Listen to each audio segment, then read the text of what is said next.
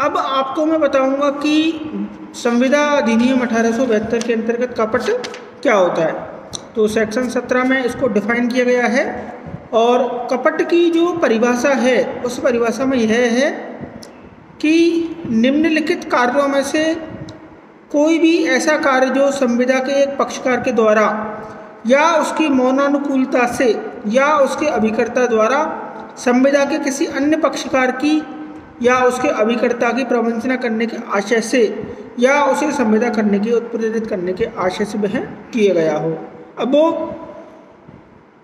जो काम है वो कौन सी कैटेगरी में आता है उसको मैं बताता हूँ। सबसे पहला इसके अंतर्गत दे रखा है, जो बात सत्य नहीं है उसका तथ्य के रूप में उस व्यक्ति द्वारा सुलझाया जाना जो यह विश्वास नहीं करता कि वह सत्य है। दूसरी बात, किसी तथ्य का ज्ञान या विश्वास रखने वाले व्यक्ति द्वारा उस तथ्य का सक्रिय रूप से छिपाया जाना। तीसरा, कोई वचन जो उसका पालन करने के आशा के बिना दिया गया हो।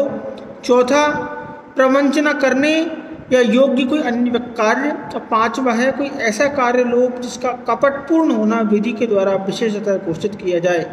अगर ये सब चीज़ आता है तो ये कपट की जो परिभाषा है उस कपट की परिभाषा के अंतर्गत ये आएगी। स्पष्टीकरण इसमें इम्पोर्टेंट है।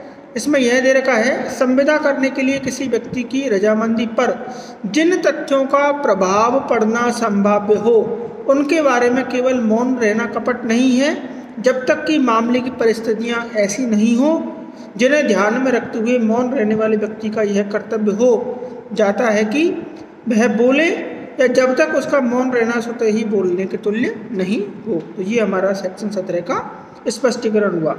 अब इसमें मैं आपको एक इसका उदाहरण है वो बता देता हूँ। कै से ख कहता है कि आप इस बात का प्रत्यक्षान्वय करें तो मैं मान लूँगा कि घोड़ा बेऐब है, और कै उसके संदर्भ में कुछ नहीं कहता है। यहाँ कै का मौन बोलने के तुल्य माना जाएगा। तो ये हमारा कपट की जो परिभाषा है इसके अंतर्गत जो कि दिखाया गया है। अब कपट में एक केस इम्पोर्टेंट आपका आप देख लेना। सबसे पहला केस तो उसमें है dairy versus peak. Dairy versus peak का केस कपट के अंतर्गत आता है। ये 1963 का है और मैसूर हाई कोर्ट के द्वारा इसको डिसाइड किया गया है। और इसके अलावा दूसरा जो केस है बिमलाबाई बनाम शंकर लाल, AIR 1959 मध्य प्रदेश का केस है। इसके अंतर्गत भी कपट को डिफाइन इसके अंतर्गत किया गया है। और इसमें एक सुप्रीम कोर्ट का भी केस कपट के अंतर्गत है।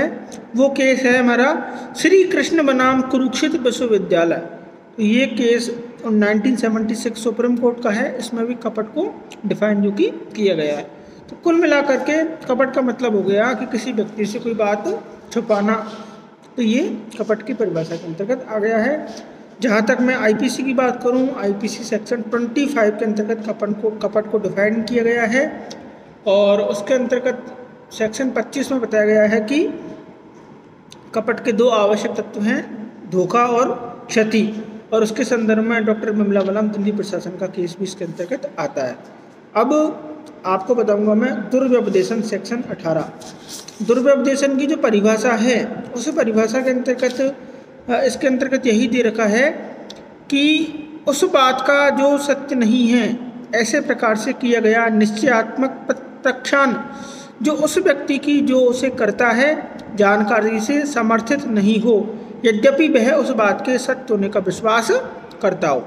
इसके अलावा दूसरा इसका पॉइंट है, कोई ऐसा कर्तव्य भंग जो प्रवंचना करने के आशय के बिना उस व्यक्ति को जो उसे करता है या उसे व्युत्पन्न अधिकार के अधीन दावा करने वाले किसी व्यक्ति को कोई फायदा किसी को अन्य को ऐसा भलावा दे करके पहुँचाए जिससे उस अन्य पर या उससे व्युत्पन्न अधिकार के अधीन दावा करने वाले किसी व्यक्ति पर प्रतिकूल प्रभाव पड़े, या चाहे कितना ही सरल भाव क्यों न हो, करार के किसी पक्षकार से उस बात के उस पदार्थ के बारे में उस करार का जो कि विषय वस्तु हो यानी कि उस करार की सब्जेक्ट मैटर हो उसके संदर्भ में कोई भी भूल करवाना।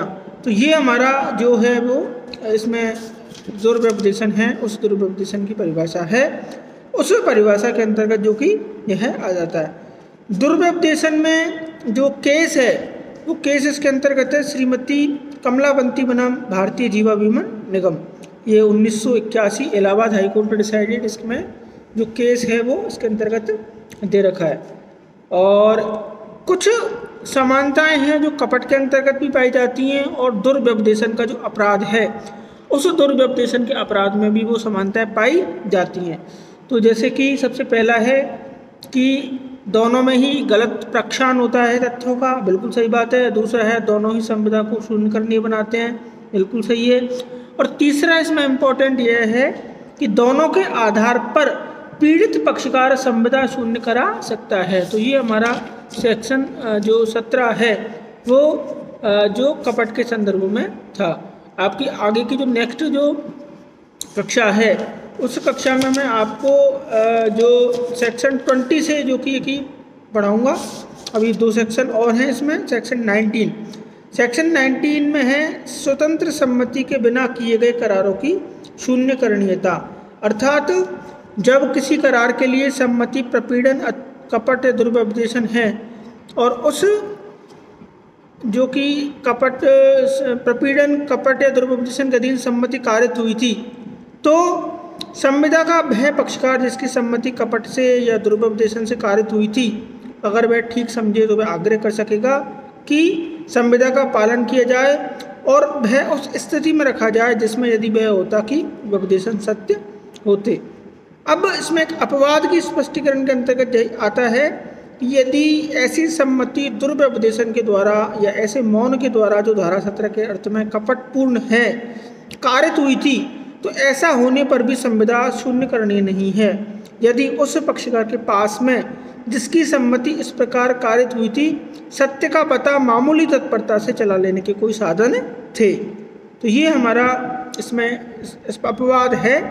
इसके साथ इसका एक स्पष्टीकरण भी है, वो यह कहता है कपट या दुर्व्यपदेशन जिसने संविदा के उस पक्षकार की सम्मति कारित नहीं की जिससे ऐसा कपट या दुर्व्यपदेशन किया गया था, संविदा को शून्य करणीय नहीं कर देता। और इसमें सेक्शन 19A जो है उसके अंतर्गत है असम्यक असर से उत्प्रेरित कोई संविदा है तो उसको अपास करने की शक्ति, power to set aside a contract induced by undue influence. इसमें है जब किसी पक्षकार के किसी करार के लिए कोई सम्मति असम्यक असर से कारित हो, तब वह करार ऐसी संविदा है जो उस पक्षकार के विकल्प पर शून्य करणीय है। तो जिसकी सम्मति इस प्रकार से कारित हुई थी, तो ऐसी कोई संविदा या अत्यंत के अपास की जा सकेगी या यदि उस पक्षकार ने जो उसके शून्य करणीय कराने का उसका वह हकदार है तद्दीन कोई फायदा प्राप्त किया है और उसके निबंधन और शर्तों पर जो न्यायालय को प्रतीत हो, तो ऐसी संविदा को अपास जो कि करवाया जा सकेगा। तो ये सेक्शन हमारा 19A की जो है सेक्शन है इसके अंतर्गत था। अब सेक्शन 20 से लेकर के 22 के अंतर्गत भूल के बारे में प्रावधान है, मिस्टेक के बारे में प्रावधान है, जो आपको आगे कक्षा में बताऊंगा। आज की कक्षा के लिए इतना ही, धन्यवाद।